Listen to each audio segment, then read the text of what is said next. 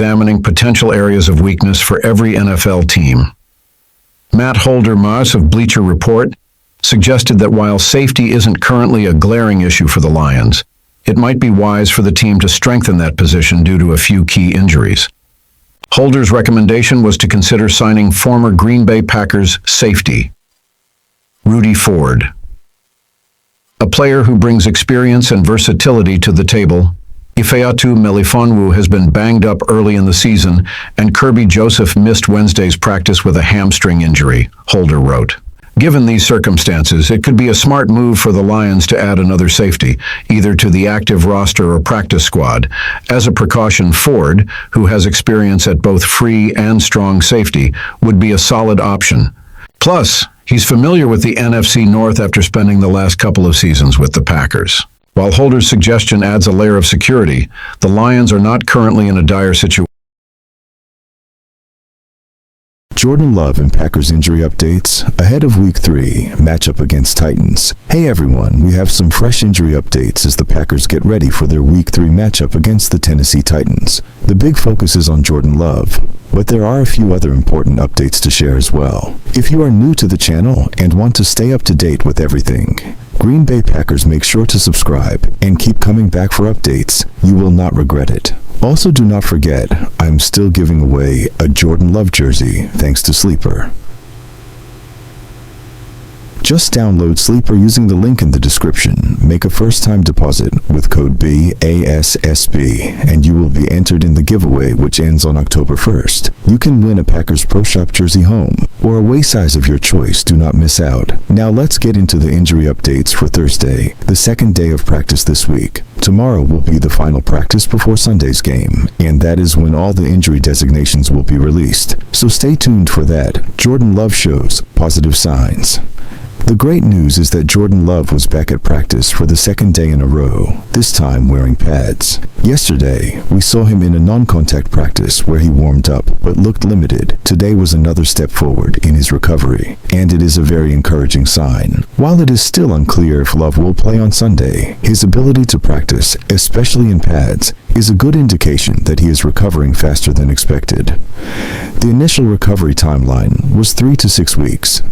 So far, he has only missed last Sunday's game against the Colts, where Malik Willis stepped in and the Packers still got the win. Head coach Matt LaFleur has said they will give Love as much time as possible to make a decision, even up to 90 minutes before kickoff. It is uncertain if Love will practice again tomorrow, but it is clear the team values getting him some reps. Every rep matters, LaFleur said. In an ideal world, your quarterback gets as many reps as possible. More positive injury updates, along with Love's progress. We also have some other positive updates. Wide receiver Jayden Reed, calf injury, and guard Elgton Jenkins illness and glute injury. Both returned to practice today, though they were limited. This is a good sign for their availability on Sunday. However, not all the news is great. Cornerback Carrington Valentine, ankle and rookie guard Jordan Morgan shoulder missed practice again. This likely means neither will play against Tennessee. With Valentine out, Eric Stokes is expected to move back into the cornerback number 2 spot after Valentine out snapped him last week. Morgan not being placed on injured reserve suggests his shoulder injury might sideline him for less than 4 weeks. Even though these are tough losses for the lineup, Sean Rhyan had a great performance last week, especially helping the running game. The team seems confident they can rotate players and keep things effective. Other injury notes: tight end Tucker Kraft was seen practicing but wearing a red non-contact jersey, signaling that he is still recovering from a shoulder injury. Several other key players were also limited in Thursday's practice, including defensive tackle Kenny Clark, toe running back Josh Jacobs, back center Josh Myers ankle right, tackle Zach Tom quad, and left tackle Rashid Walker shoulder closer. Look at Jordan Love's knee. A lot of fans are curious about Love's knee situation. If you look closely at today's practice footage, you will notice he is now wearing 2 leg sleeves. Yesterday, it was just one. If you zoom in, you can spot a brace on his left knee. It is not one of those old bulky braces, but a more modern slimmed down version, likely made of metal. Despite the brace, Love seems to be moving well. He is not favoring the knee at all. In the clips, you can see him going through handoffs using his left knee without any noticeable issue. Yes, it is only half speed,